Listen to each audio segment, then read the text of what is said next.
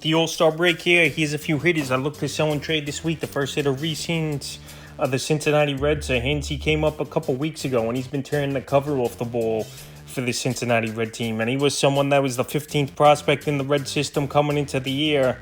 And in only 26 at-bats on the season, 5 home runs, 11 RBIs, 7 runs scored, 2 stolen bases, a .423 average, and a .464 on-base percentage. So he's hitting the ball hard, he's hitting home runs, and he got added in 68% of fantasy leagues over the last week. So the first few games of his major league career, July 8th versus the Rockies, 2 for 3, a homer and RBI. July 9th versus the Rockies, 3 for 5, a homer, 2 RBIs. July 10th versus the Rockies, 1 for 4, an RBI, a stolen base. July 11th versus the Rockies, 2 for 4, stolen base. July 12th versus the Marlins, 1 for 3, a homer, 4 RBIs, 2 runs scored. July 13th versus Miami, 2 for 3, 2 homers, 3 RBIs, 3 runs scored. And July 14th versus the Marlins, 0 for 4. So he's showing mighty power in the early going, but obviously I just don't think it's going to keep up. He wasn't a top prospect, like I mentioned, out of the minor leagues, even though that doesn't mean much.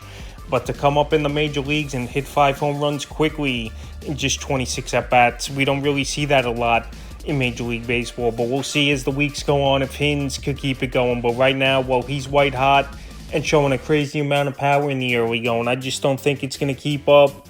Because like I said, it was only 1 week and he hit the 5 home runs in the week that he's up. We got to see more of a track record for him. So right now, if you got a great trade offer, I think I would sell Hins high this week. The next hitter, Brent Rooker of the Oakland Athletics. So Brent Rooker, another solid season it's been for him. But this year, the batting average, he's bumped up a lot, over 40 points from last season when he finished to this year on the year. 21 home runs, 62 RBIs, 5 stolen bases, 44 runs scored, a .291 average, and a .369 on base. So over the last couple weeks here, he's the number 1 ranked hitter in fantasy baseball. Here's Brent Rooker.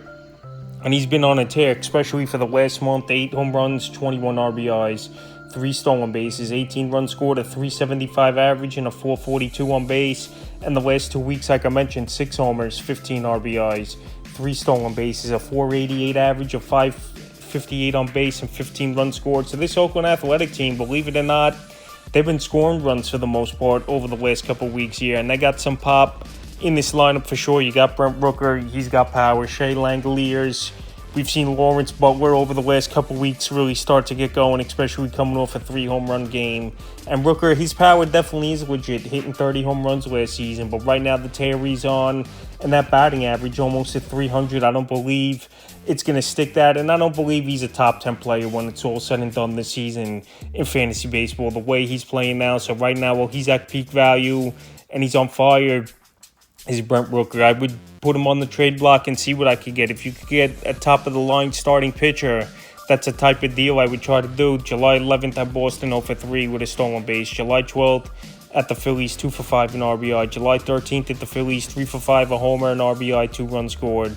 And July 14th, the Philly, 2 for 2, 2 homers, 5 RBI. So right now, no doubt about it, Rooker, he's tearing the cover off the ball. He's been on base 55% of the time over the last 2 weeks here. So right now, hottest hitter in baseball. They can't get him out, but while he's at peak value, you put him on the trade block and you see what you get. And if it's not a great offer, you just hold on to him. But right now, I would sell him this week. The next hitter, CoCo Keith of the Detroit Tigers. So one of the top prospects in the Tigers system coming into the year.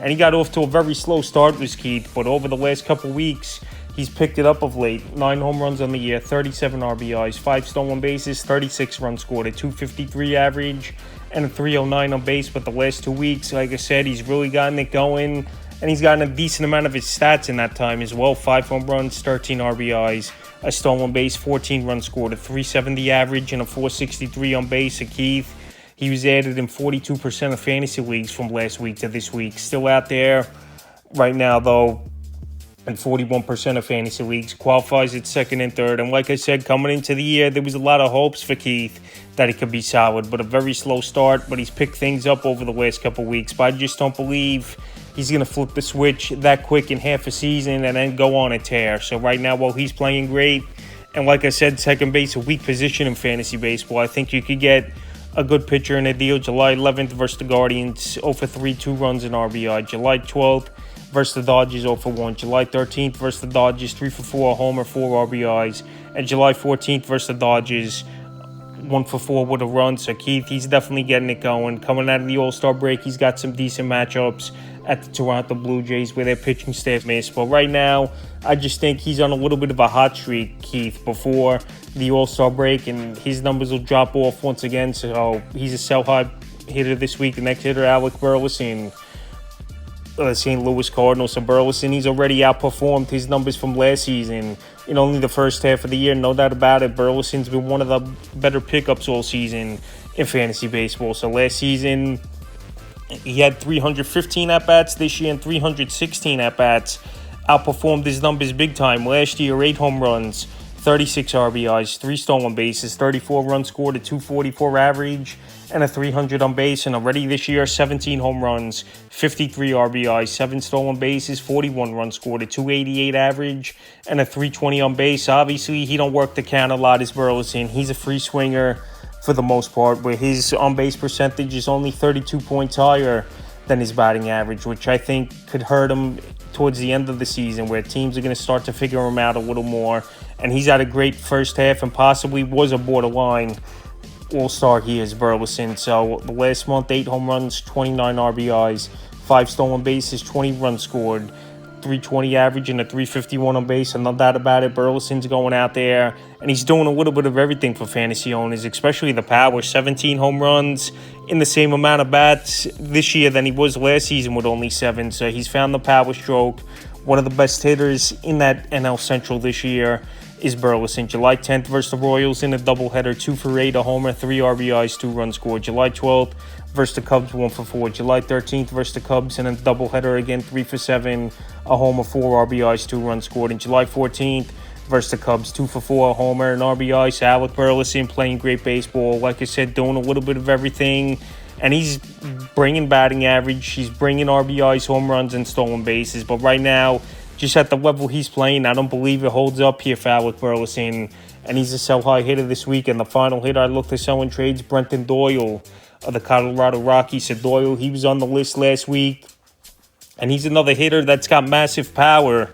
I don't know if it's going to keep up all year. And there's a possibility he could be in the 30-30 club if his home runs really go off in the second half on the year. 15 home runs, 42 RBIs, 55 runs scored, 20 stolen bases, a 276 average, and a 343 on base. So pretty much he's outdone what he did last season in 66 less at-bats here as Brenton Doyle. More runs scored, more home runs, stolen bases, he's right there. We know last season he had the 22 stolen bases. So Doyle's playing great baseball. And this Rocky team, I know they're one of the worst teams in the league, over 25 games under 500, but they got some power in this lineup. In the last month of the season where Doyle really taken off, 10 home runs, 23 RBIs, 14 runs scored, 2 stolen bases, a 298 average, and a 355 on base. So right now, well, Doyle's been a hot pickup over the last month of the season. Now, I've always said this, if you could pick a player up and flip him in a deal with someone with more of a track record of consistency, you do it. But I'm not just stumping these players for anything. But right now, I think Doyle